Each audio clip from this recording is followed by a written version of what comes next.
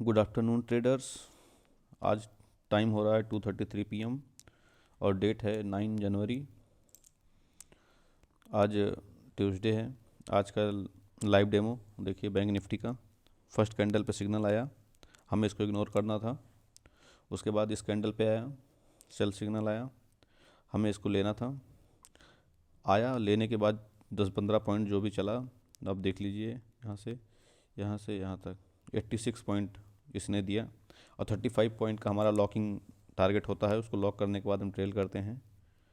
उसके बाद फिर यहाँ पे बाई का सिग्नल आया, आप देख लीजिए। अगर आप लिए होते तो आपको टारगेट मिलता कि ना मिलता, आप अपने हिसाब से देख लीजिए। इस कैंडल पे अगर इंटर किए होते हम तो 223 पॉइंट का टारगेट था। उसके बाद ये रिवर्स हुआ, रिवर्स होने के बाद फिर से सेल सिग्नल दिया। इस कैंडल पे हम यहाँ पे लिए होते अगर, तो इसने जो है 91 पॉइंट का मूवमेंट किया था। जिसने बुक किया होगा, नहीं तो फिर समझो कॉस्ट टू कॉस्ट है, थोड़ा सा प्रॉफिट हुआ ही होगा। उसके बाद इधर देखो, बाई सिग्नल आया। बाई सिग्नल के बाद हमने अगर इंटर किया होता, गया ऊपर, इसको तो स्टॉप लॉस मानेंगे। 44 पॉइंट का है तो स्टॉप लॉस समझ लो। यहाँ पे जब आया तो यहाँ पे कंफर्म किया तो 48 पॉइंट का स्टॉप लॉस हो गया। उसके बाद हमें सेल सिग्नल मिला तो हमें फिर से इसमें एंट्री करनी थी। यहाँ पे एंट्री किया, टाइम मिला था लगभग कितना मिनट का, 13 मिनट का टाइम मिला था सेल सिग्नल के बाद। अगर कोई एंट्री किया होता, उसके बाद ये देखो 500 पॉइंट का मूव आया है। वो भी कितना फास्ट आया है, आप लोग खुद ही ट्रेड कर रहे हैं, देख रहे होंगे।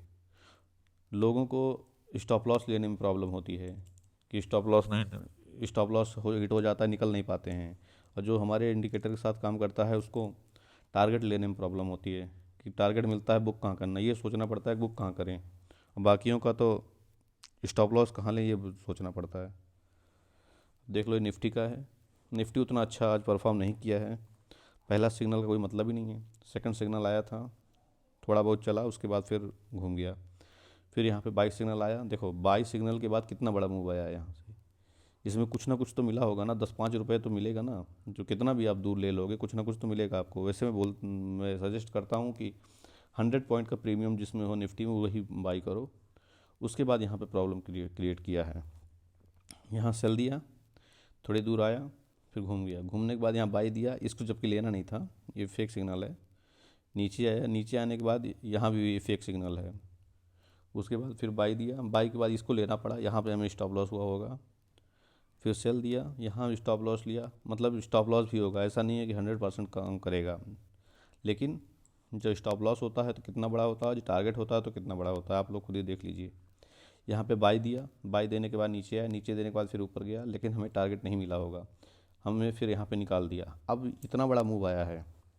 निफ्टी में कितने पॉइंट का है, सॉरी,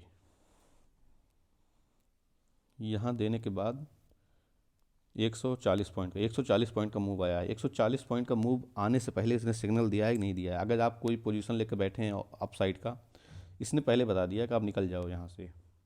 फेक सिग्नल भी देता है, ऐसा 100% करेक्ट नहीं है, फेक सिग्नल देता है ये। लेकिन इसने 140 पॉइंट के मूव आने से पहले इसने बता दिया था यहाँ पे कि निकल जाओ। उसके बाद टाइम भी दिया निकलने का, फिर ये गिरना स्टार्ट किया। अगर अब भी कोई ट्रैप हो जा रहा है तो फिर क्या कर सकते हैं। लेकिन देखो, आप ही सोचो, अगर आपने छोटा छोटा स्टॉप लॉस दिया होता यहाँ पे और एक टारगेट मिला यहाँ से यहाँ तक, तो फिर आप, आपका कवर होगा कि नहीं होगा, आप खुद ही सोच लीजिए। Thank you.